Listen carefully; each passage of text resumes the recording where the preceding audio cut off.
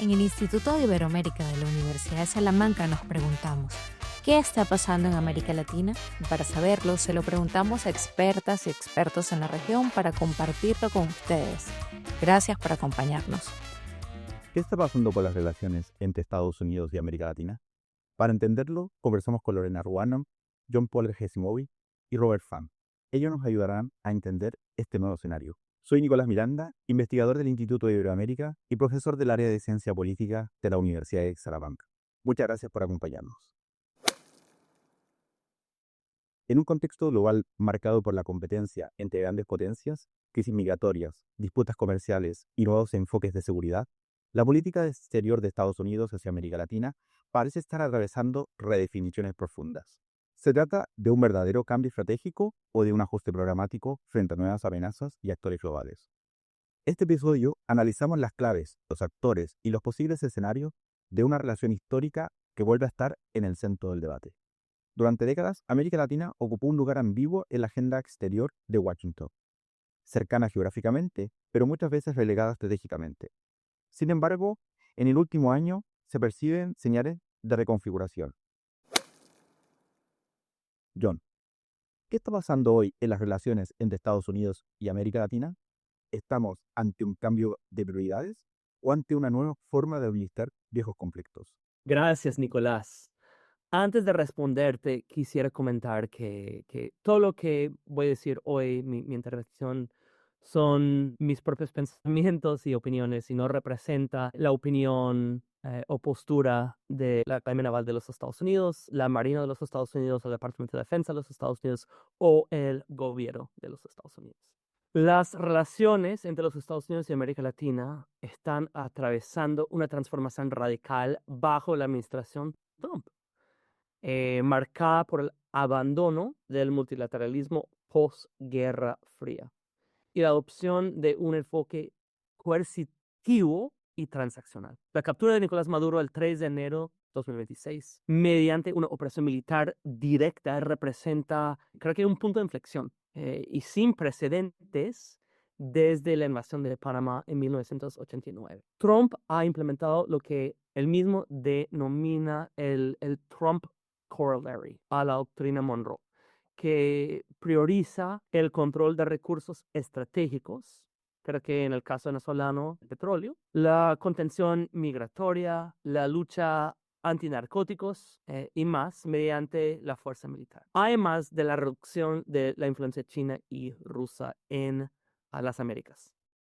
La nueva estrategia de seguridad nacional de los Estados Unidos coloca el hemisferio occidental como prioridad regional, con énfasis explícito en el nacionalismo económico y el control demográfico, abandonando completamente la retórica de promoción democrática que ha caracterizado, por lo menos retóricamente, la política de los Estados Unidos en décadas anteriores. La respuesta regional, por su lado, ha sido sorprendentemente contenida, revelando, creo, la influencia de los Estados Unidos. Algunos países como Argentina, Ecuador y El Salvador han aplaudido, ¿sí? O por lo menos ofrecido apoyo entusiasta, mientras grandes potencias como Brasil y México se han limitado a críticas, digamos, cautelosas, sin acciones concretas, creo que temerosas de provocar la ira de Trump. México, por su lado, depende fundamentalmente del comercio con los Estados Unidos y creo que tiene incluso miedo de ataques terrestres de los Estados Unidos en México. Lula reconoció rápidamente a Delcy Rodríguez como presidenta interina a pesar de sus declaraciones críticas. Solo Colombia, bajo Petro, ha adoptado una postura de confrontación ideológica y hasta Petro habló con Trump por teléfono. Entonces, creo que este paradigma combina diplomacia cinética de los Estados Unidos, intervención militar directa y control económico sin precedentes. Tenemos obviamente una muestra de eso con la declaración de Trump en la rueda de prensa el 3 de enero, cuando dijo que los Estados Unidos iba a dirigir Venezuela y que va a controlar indefinidamente los ingresos petroleros del país a través de cuentas estadounidenses. La nueva estrategia de seguridad nacional de Estados Unidos predefine amenazas, socios y áreas de influencia en un escenario global cada vez más competitivo. Robert, ¿podrías explicarnos cuál es la estrategia de Estados Unidos hacia América Latina dentro del marco de esta nueva estrategia de seguridad nacional? El documento que se publicó hace más o menos un mes tiene un enfoque muy claro en América Latina, en la región, en el hemisferio occidental. Y a través de eso declara muy abiertamente, muy transparentemente el interés de Estados Unidos en volver a dominar la región, cita la doctrina Monroe, declara que Estados Unidos tiene el derecho y el interés de intervenir en los países de la región en la medida que ellos consideren que esos países o esos gobiernos no estén actuando acorde con los intereses de Estados Unidos, haciendo cosas como, por ejemplo, acercándose o permitiendo profundizando relaciones comerciales con China, por ejemplo. Así que dentro de ese marco ya estamos viendo algunas acciones, como es el caso de Venezuela. Entonces, ¿qué podríamos esperar para la región? Por un lado, por un lado está bastante claro y por el otro lado no sabemos, ¿no? Está claro que Estados Unidos, como digo, lo que desea es detener o incluso retroceder la participación, el involucramiento comercial y político de China en la región, particularmente China, pero uno también podría decir que países como Irán, que han tratado de profundizar su presencia en países como Bolivia o Venezuela, o Rusia u otros. Entonces, el interés es básicamente reducir la influencia extranjera, entre comillas, extranjera, de países que no son Estados Unidos en la región y a la vez fortalecer la presencia, la inversión, las relaciones, relaciones militares, cooperación en términos de control de flujo de drogas, por supuesto, inmigración. O sea, tomar todas las medidas que Estados Unidos pueda tomar para asegurar que sus intereses en esas materias y otros estén cubiertos. México ocupa un lugar central en la relación interamericana: comercio, migración, seguridad y frontera. La llegada de Donald Trump marcó un punto de inflexión en el vínculo bilateral. Lorena, ¿cómo se han redefinido las relaciones entre Estados Unidos y México desde la llegada de Donald Trump al gobierno? Ok, muy buenas tardes. Gracias por invitarme al programa. A ver, la relación con México está sufriendo una redefinición muy importante con la llegada nuevamente de Trump al poder. Me gustaría destacar tres elementos. Por un lado, el tema del narcotráfico y de la seguridad, que siempre han sido temas de la agenda bilateral, está sufriendo una transformación debido a la amenaza del uso de la fuerza unilateral por parte de Estados Unidos y esa amenaza que es cada vez más fuerte. Y después de ver lo que ocurrió en Venezuela a principios de enero, pues ciertamente más de un país en América Latina está preocupado. Pero Trump ha señalado específicamente el caso de México, el caso de Colombia, el caso de Venezuela y por supuesto el de Cuba. Ese es un primer elemento, la amenaza patente del uso de la fuerza. El segundo, con respecto a la relación comercial, que también es la otra parte importantísima de esta relación bilateral, es que el Tratado de Libre Comercio entre Estados Unidos, Canadá y México, el TEMEC, está en entredicho y de hecho viene su revisión ahora en 2026, lo cual, bueno, pues ya pone de manifiesto que este tratado podría terminarse y de hecho con todos los aranceles que se vienen dando desde abril del año pasado, que también le han pegado a México, pues ya está presentando serias grietas en su arquitectura. Por ejemplo, en el caso del acero, pues ya hay aranceles del 25% y hay una serie de medidas que están ya afectando el comercio bilateral.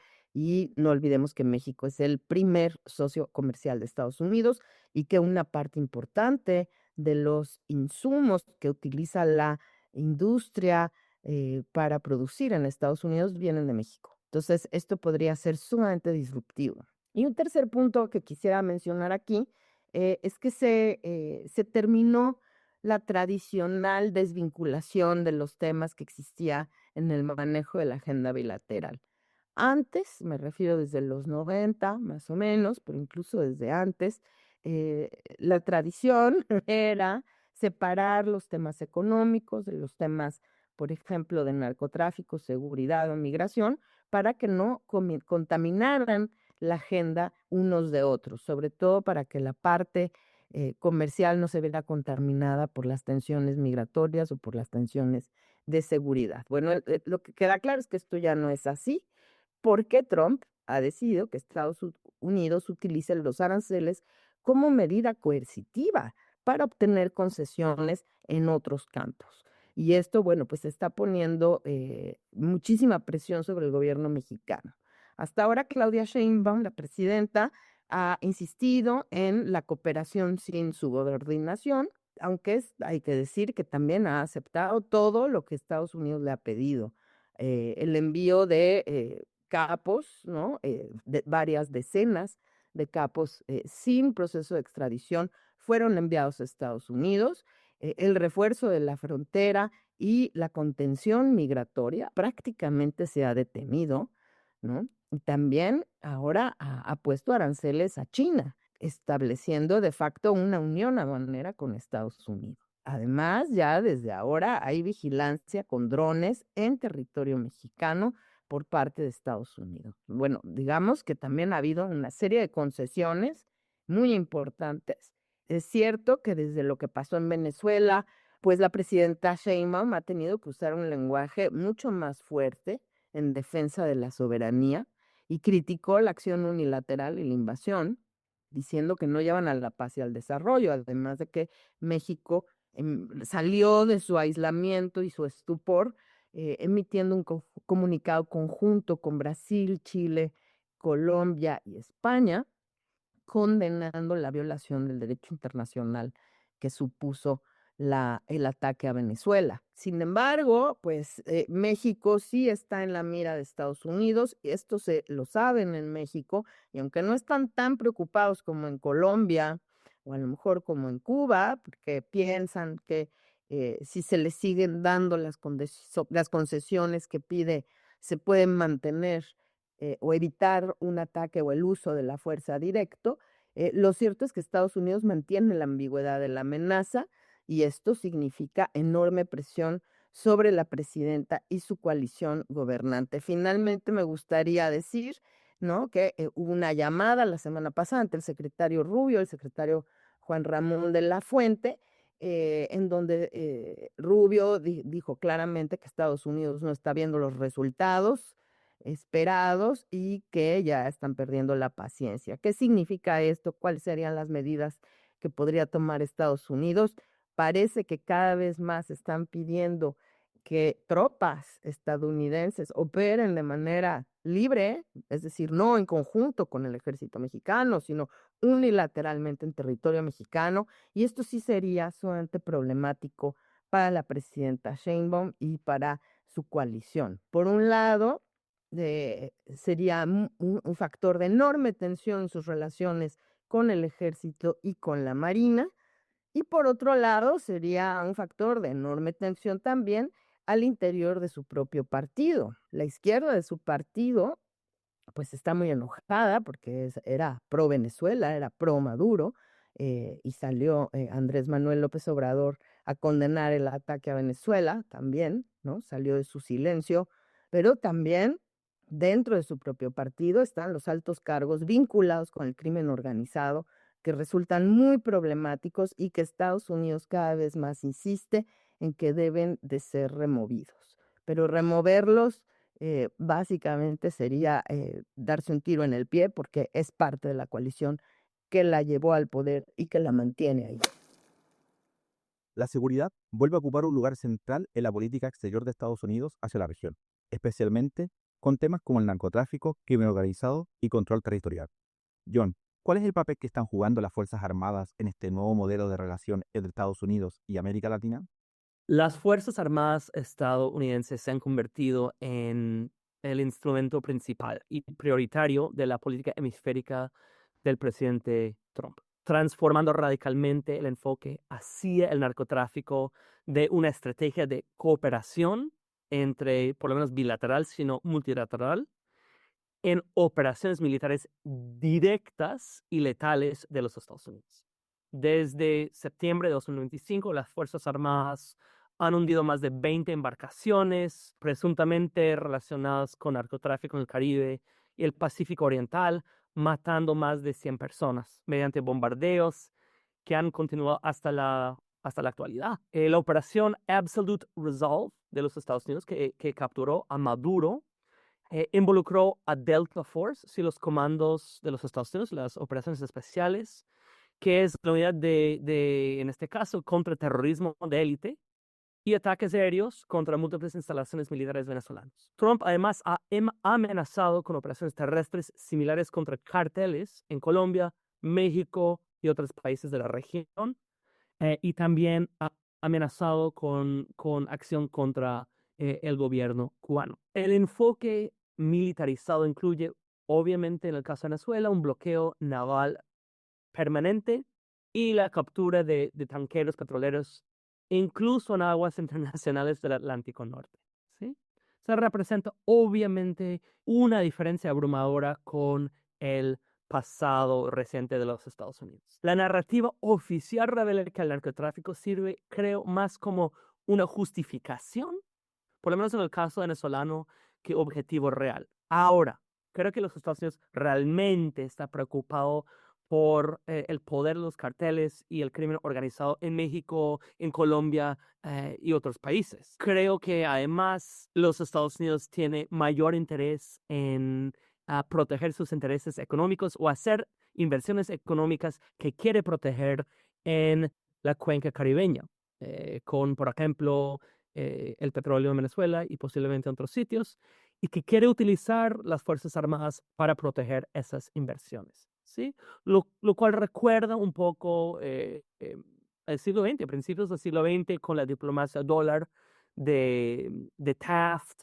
o incluso la diplomacia de Palo Grande de Roosevelt. El tema es que la fuerza militar puede derrocar regímenes, como vimos en Venezuela, o bueno, no sé si a derrocar el régimen, de hecho, pero no puede crear legitimidad política, lo cual puede ser problemático. Además, cada operación militar adiciona mayores dificultades en el control sin presencia terrestre masiva de los Estados Unidos. Entonces, creo que vamos a ver además una evolución más del papel de las fuerzas militares de los Estados Unidos en la región en el futuro, posiblemente en el futuro cercano.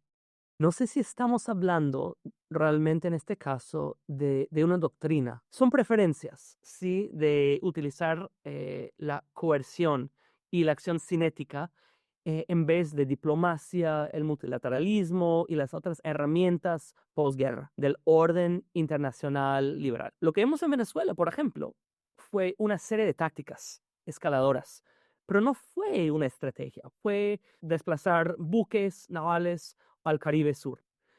Luego, eso no causó ninguna quiebre con el régimen de Maduro, entonces recurrió a bombardeos de botes, no de lanchas, en teoría de narcotráfico, ¿sí? Luego eso no funcionó, entonces los Estados Unidos impuso una especie de bloqueo naval. Interceptó un tanquero de la flota fantasma, ¿sí? De la llamada flota fantasma. Eso tampoco funcionó. Entonces, al final, ¿qué pasó? Estados Unidos decidió invadir y tumbar a Maduro. Pero incluso eso, según algunos informes periodísticos, se debe al hecho de que Trump vio a Maduro, que Trump estaba dispuesto a negociar con Maduro, pero que vio a Maduro bailar en televisión y cantar paz y no guerra, y Trump dijo, se está burlando de mí, lo voy a tumbar. No sé si es cierto, pero por lo menos creo que es creíble. Y en ese sentido, para mí, los sucesos de Venezuela representan una serie de tácticas y no necesariamente un cambio de doctrina. La creciente presencia económica, financiera y tecnológica de China en América Latina ha generado preocupación en Washington. Robert, ¿la nueva política de Estados Unidos en América Latina busca explícitamente contener o desplazar la influencia china en la región?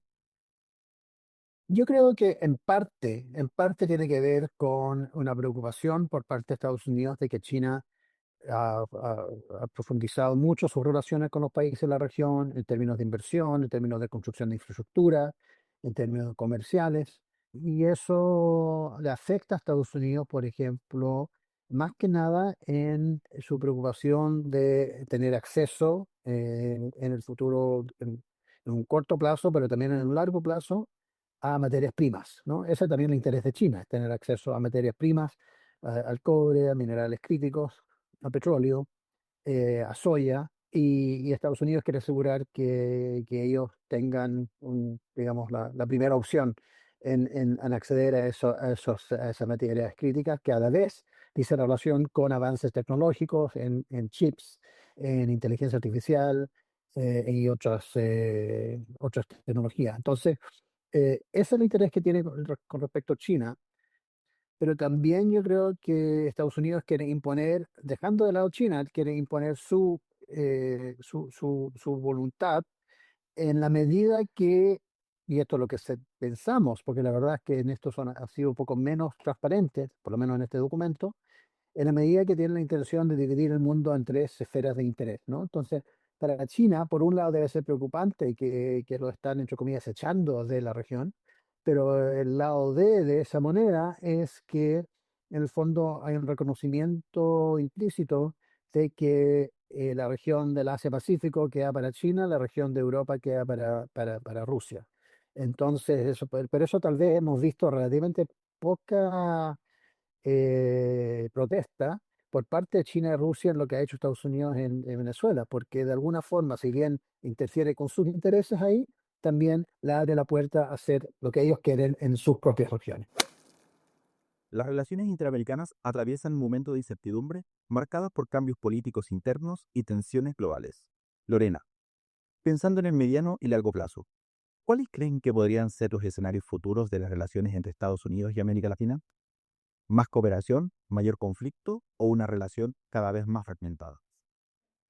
Lo que vemos actualmente es una América Latina dividida. Por un lado están los aliados de Trump, que son Argentina, Bolivia, El Salvador, Panamá y Paraguay, ¿no? Las extremas derechas que están llegando al poder. Muy pronto se sumará también Chile, probablemente, aunque quién sabe si también Cast va a ser pro-Trump.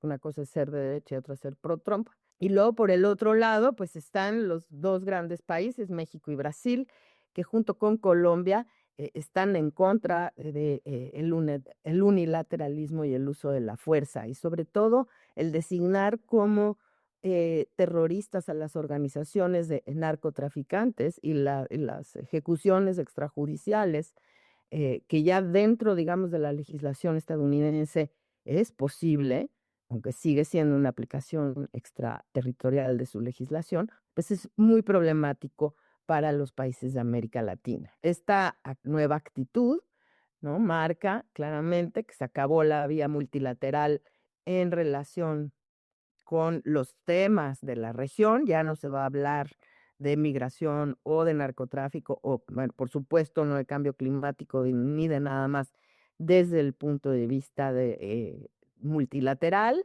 Veremos, creo, la marginación de la OEA. Hay una tensión enorme en alianzas históricas con México y Colombia, que han sido países muy aliados de Estados Unidos desde hace mucho tiempo. Y me parece que Brasil también, bueno, mientras esté Lula en el poder, se volverá más BRIC que nunca. Por otro lado, vemos la soledad de América Latina. Nadie va a venir a salvarlos de esta intemperie trompista. Ni Rusia ni China hicieron nada por Venezuela, ni pueden hacerlo, ni creo que estén dispuestos a hacerlo. La pregunta es quién sigue, ¿no? Esa es la gran pregunta. Parece que se va a poner difícil de aquí a las elecciones, las midterms, que son a finales de año. Vamos a ver probablemente acciones que busquen generar nuevamente espectáculo, llamar la atención, distraer, dependiendo también de cómo les esté yendo en las encuestas, ¿no? pero creo que vamos a ver o más acciones agresivas y uso unilateral de la fuerza de aquí a noviembre. Ahora, después de noviembre, ¿qué puede pasar? Pues puede pasar cualquier cosa, entre otras que se empieza a salir de control tanta, tanto uso de la fuerza. Porque ni siquiera está claro que estén controlando lo que ocurre en Venezuela. Si empiezan a abrir demasiados frentes, puede ser muy problemático luego cerrar esos frentes, ¿no? Me parece finalmente importante señalar que muchos nos hemos sorprendido, ¿no? De que no hayan intentado cambiar al régimen de Venezuela, que simplemente se llevaron a Maduro, pero no han intentado buscar la democratización. No se habla de derechos humanos, ni de elecciones. A María Corina Machado la dejaron tirada. Y lo que es donde sí hay un cambio de régimen claramente es en Estados Unidos. Y hay que entender ahora la política exterior de Trump en ese contexto, en un contexto en el cual Estados Unidos está cambiando internamente de régimen y ya no está interesado ni siquiera en la propia democracia, déjense ustedes, en el hemisferio, ni en los derechos humanos. El libre comercio tampoco es una agenda, entonces estamos viendo que la agenda interamericana está abandonando estos temas que desde los 90 habían sido, digamos, el foco alrededor del cual giraba la interacción y ahora es más bien pues el control de la migración y del narcotráfico, pero de una manera sumamente violenta y unilateral. Entonces, no creo que se resuelvan los problemas. Lo que vamos a ver son cada vez más tensiones. Muchas gracias a Lorena, John y Robert por acompañarnos. Nos vemos en un próximo capítulo. Mantente al día con los temas más relevantes de América Latina. Síguenos en nuestras redes sociales @iberoame en Instagram y X y forma parte de nuestra comunidad. Visita también nuestra página web iberoame.sal.es y conoce nuestra oferta académica.